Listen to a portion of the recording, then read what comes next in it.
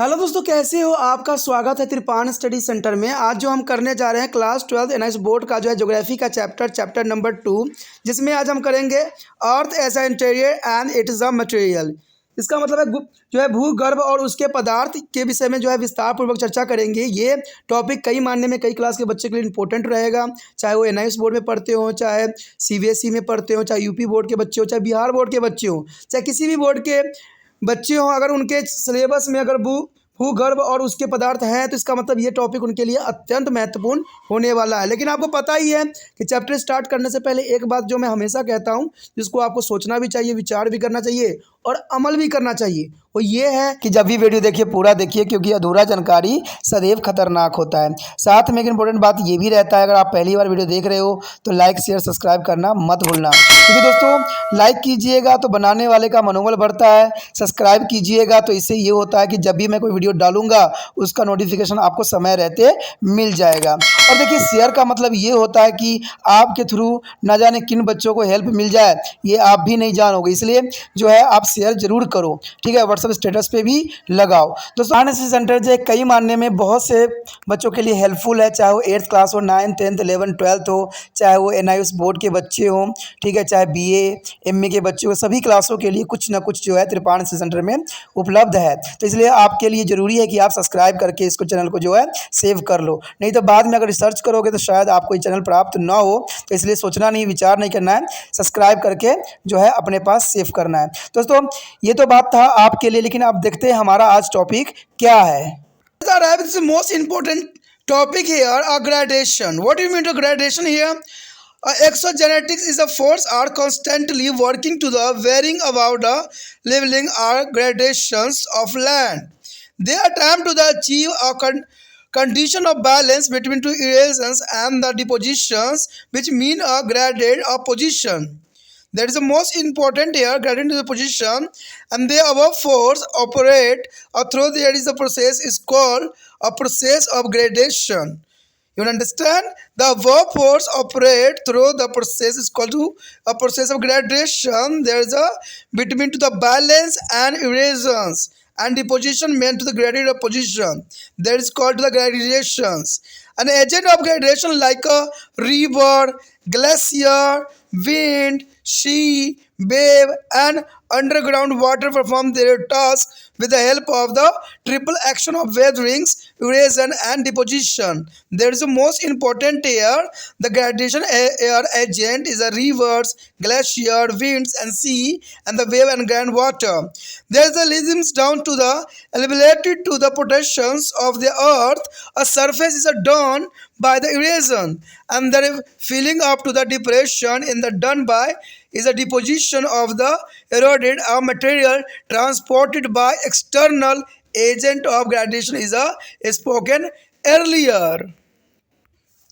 We have studied that is the endogenetical force of the earth give rise to the major landform on the earth's surface, and exogenetic force leave them done. That is the most important here. The work of gradation has a two component. There is a first here degradations and aggradation. There is the most important here component of gradation is a degradation and aggradation. There is the most important here. The first here degradation. What do you mean to here degradation? When a rock are removed by the scraping, scratching, and cutting as a result of the process of erosion, and thereby the lowering the elevation of land. It is called the degradation. You know that? What is the degradations? There is a scraping, scratching, and cutting a result. There is a process of erosion that is called degradations. And degradations are first of all include the work of weathering, that is the movement of scrapped and scratched material added by the great force of gravity, and it is also include the work of erosion, implying the transportations of the rock material by an agent of gradation, and the increasing is the moment of the rock debits, increasing of both is a regional and transportation capacity. There is the most important. The next year Aggradation. Aggradation here, a filling of the floor lining area of depression by aerated of material is called depositions. And deposition is started when to the agent of gradation lose their force or have obstructions in their way. As a result, is the eroded material is deposited in the depression, which not only creates new landform but also is modify the existing ones. Show here figure.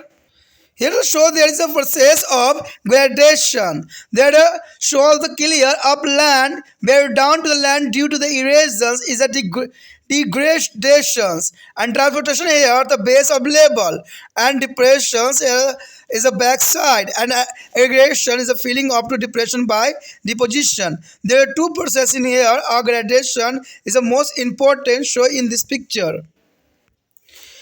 Let us now look at the figure. It is explained to the total process of gradation, and it is a two component of is a degradation and aggradations. There is a most important here. There is a different only D and AG. There is a gradation, degradation, and S gradation. It is shown that as related to potential continuously is begin lower by weatherings and erosion. There is a derivative of the consistings of their eroded material in transport and deposited in the low lining area, and the surface of the lower area on the other hand it arises to through their deposition of these derivatives is a finally their position of a uniform or near uniform level is achieved. The process of gradation is not performed by a single agent. It is the result of work of all the agents as a gradation acting there stimulatively. It is however possible for a single agent of gradation to be more active in a particular area or at the particular time. The one here's important point is here a leveling and the smoothing of land surface called gradation include both is a degradation and S gradation. There is a most important short point here. A leveling and smoothing of the land surface is called gradation. There is a two types, degradation and S gradations. The weathering of the land surface of erosion is called degradation. The weathering of the land surface erosion is called degradation, and rising of filling up to depression by deposition is called is aggradation. There is the most important here. यहाँ पर जो अत्यंत महत्वपूर्ण हमारा topic आया है gradation, जिसका अर्थ होता है तल संतुलन। देखिए तल संतुलन मतलब जो सरफेस है उसको हम कैसे जो है बैलेंस बना सकते हैं। आपको पता है कि जो मिट्टी के कटाव जो होती है पानी नदी द्वारा जो है बहा ले जाती है, लेकिन क्या वहाँ पर वैसे ही कि वैसे ही रहेगा क्षेत्र? तो ऐसा नहीं है। कहते हैं नेचर ने हर चीज़ों को जो है बहुत बैलेंस किया है, तो इसीलिए जो हमारा यहाँ पर जो है तल संतुलन इसी बेस पे आधारित है। कहते हैं बाहरी शक्तियों भूमि के समतल बनाने के लिए निरंतर कार्य कर रही होती है, यानी बाहरी शक्तियाँ सदैव ही कार्य में लगे रहते हैं, चाहे इंसान जो मर्जी कर ले। ये शक्तियाँ अपर्दन और निपेशन के बीच एक संतुलन की अवस्था स्थापित करने का सदैव ही प्रयत्न करती है। उपयोग शक्तियों की इस प्रक्रिया को हम तल संतुलन की प्रक्रिया कहते हैं। कहते हैं अगर नेचर में कोई भी चीज़ को अगर हम बर्बाद करते हैं तो नेचर स्वयं को ही अपने आप को सही करने के लिए हर संभव कोशिश करती है। जब वो कोशिश नाकामयाबी में कन्वर्ट हो जाती है तो वो जो है दुनिया को ही पलट देती है। तो ऐसा ही यहाँ पर होता है कि कोई भी अगर जगह पर इरोजन हो रही है, मिट्टी की कटाव हो रही है, तो क्या वो गड्ढा के गड्ढा ही रहेगा? नहीं, वो फिर से जो है भरेगा। तो ये कौन करेगा? प्राकृतिक। कहते हैं प्राकृतिक स्वयं ही सब कुछ करने में पुण्य सक्षम है। कहते हैं अगर तल संतुलन की प्रक्रिया में मुख्य जो भूमिका होती है वो नदियों की होती है, हिम नदियों की होती है, पवनों की होती है, समुद्री लहरें और भूमिगत जल और तल संतुलन के कारक है। यानी ये सारे के सारे जो है कारक है जिनकी बहुत ही महत्वपूर्ण यहाँ पर भूमिका होती है। ये कारक निरंतर अपक्षय अपर्दन और निष्पेषण करने में लगे रहते हैं, यानी हमेशा अपक्षय करते रहेंगे या आपका अपर्दन करते रहेंगे या निक्षेपण करते रहेंगे। यानी बेदरिंग हो गया, इरेजन हो गया और इसको जो है डिप्रेशन करते रहते हैं। धरातल के उच्च भागों को जो है घिस कर जो है नीचा करने का काम अपरदन करती है। यानी जो अगर ऊंचा भाग है तो उसको जो है घिस घिस के जो है पानी की बहाव को तेज ले जा के जो है अपरदन करने का काम जो है अपरदन करती है।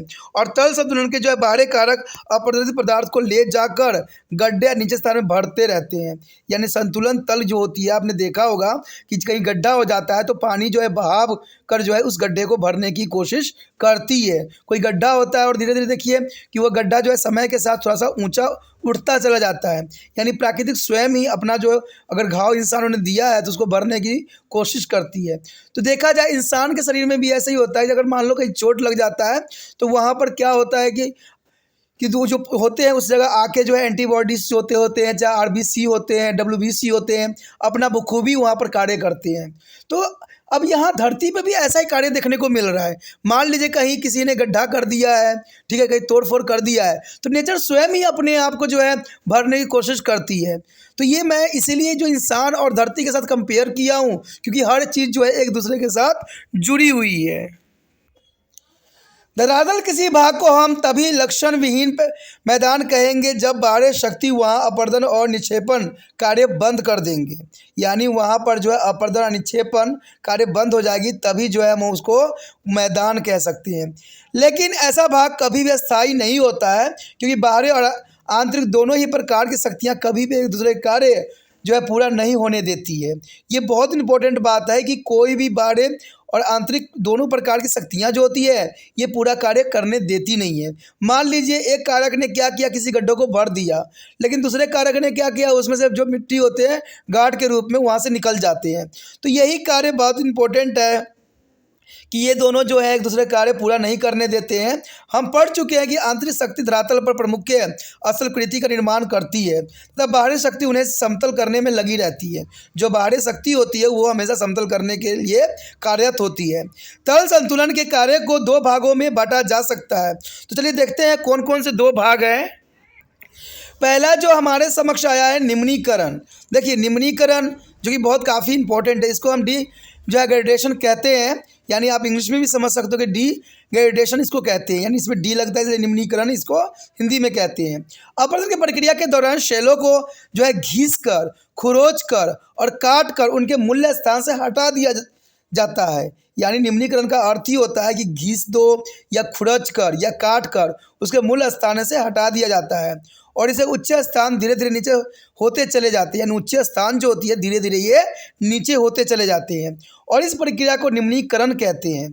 यानी धीरे धीरे जो है किसी भी ऊंचे स्थान को घिसने, खुरचने और काट कर जो है नीचा होना ही निम्नीकरण कहलाता है। निम्नीकरण में सबसे पहले तो अपक्षय का कार्य आता है, जिसमें घिसे हुए और खुरचे हुए शैल पदार्थ गुरुत्वाकर्षण शक्ति के नीचे की ओर खिसका देती है। यानी कोई भी चीज़ जो है गुरुत्वाकर्षण के कारण वो खिसकने की कोशिश करता है नीचे की तरफ, और दूसरे इसमें अपरदन का कार्य भी पूरा करता है। यानी इसमें अपरदन भी होता है। अपरदन का मतलब होता है इरेजन्स, ठीक है, यानी जो है कोई चीज़ को कटाव करना।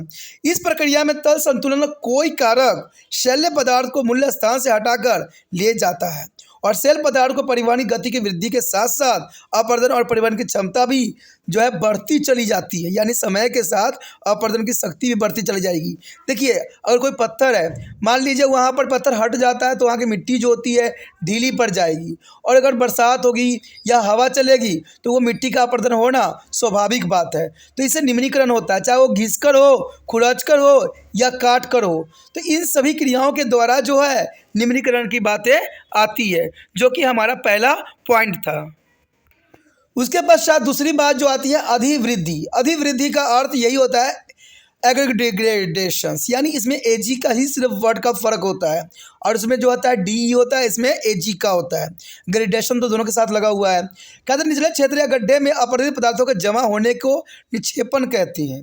यानी अगर मान लीजिए कोई गड्ढा हो गया है तो दोबारा से उस क्षेत्र को भरने को हम ही निक्षेपण कहते हैं। और निक्षेपण तब शुरू होता है जब तल संतुलन के कारकों की जो है शक्ति घट जाती है।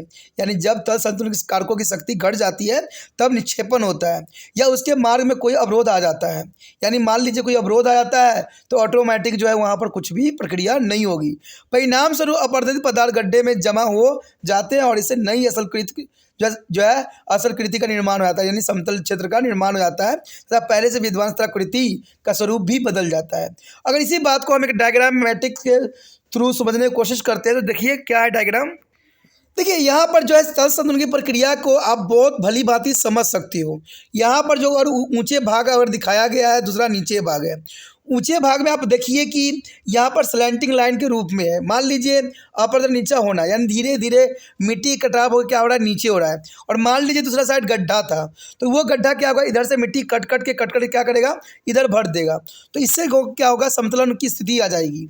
तो यही बात यहाँ समझाने की कोशिश किया गया है इसमें कि निम्नीकरण और निक्षेपण, यानी जो है यहाँ पर जो है एग्रेशन है और यहाँ पर जो है एज एग्रेशंस है। तो इसी बात को यहाँ दर्शाया गया है कि एक जगह और मिट्टी की ऊंची परतों को जो कटाव होगी तो यही चीज़ जो है दूसरे जगह पर ये जो भरेगी, इसी को हम क्या कहते हैं, तल संतुलन की प्रक्रिया यानी डिग्रेशन। ऊपर के चित्र को ध्यान से अगर आपने समझा होगा तो इसमें तल संतुलन की पूरी प्रक्रिया समझाई गई है जो आपके समझ के लिए बहुत काफ़ी जरूरी था।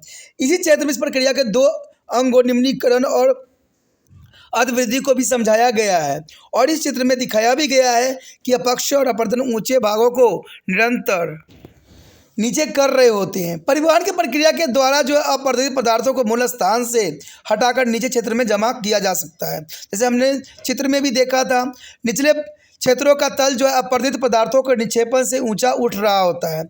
अंततः एक भाग का तल जो है चौरस या लगभग चौरस हो जाता है। तल संतुलन की प्रक्रिया किसी भी अकेले कारक के द्वारा पूरा नहीं किया जा सकता है। यह अलग बात है कि किसी क्षेत्र में या किसी समय जो है तल संतुलन में कोई एक कारक अधिक क्रियाशील हो सकता है। तो जनरली सी बात है, कभी कभी कोई क्रिया जो है कभी फास्ट हो जाता है, कभी स्लो हो जाती है।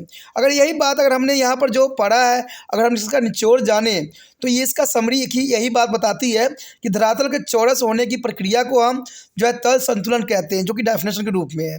इसमें दो तरह के होते हैं, निम्नीकरण और अधवृद्धि, दोनों की प्रक्रिया सम्मिलित होती है। अगर हम निम्नीकरण की बात करें तो निम्नीकरण जो होता है अपरदन के द्वारा धरातल घिसने की निम्नीकरण कहते हैं, यानी घिसना, खुरचना, ठीक है, उसे निम्नीकरण के अंतर्गत देखा जाता है। अगर हम बात करें अधवृद्धि को तो गड्ढे को भरकर ऊंचा करने की प्रक्रिया को हम अधवृद्धि कहते हैं। तो ये बातें आपको बिल्कुल ही समझ में आ गया होगा कि इसकी क्या प्रोसेसिंग है और क्या प्रक्रिया है। अगर आपको अच्छा लगा तो लाइक शेयर सब्सक्राइब करना नहीं भूलना। अगर सब्सक्राइब करोगे तभी जो है आने वाला समय में आप जो है मेरी वीडियो का फ़ायदा उठा सकोगे, नहीं तो आप जो है कई वीडियो से अनभिज्ञ भी रह जाओगे। क्योंकि सभी बच्चों का यही शिकायत है कि आपका अच्छा है बट हमें समय पे नहीं मिल पाता है। तो इसका कारण यही है कि आपने चैनल सब्सक्राइब करके नहीं रखा है, इसी वजह से आपको जो है अगली वीडियो का नोटिफिकेशन नहीं मिलता है। तो सोचना नहीं है दोस्तों, विचार नहीं करना है, सब्सक्राइब करना है, क्योंकि जो चीज़ अच्छा लगता है उसको सेव करके रखने में ही समझदारी होती है।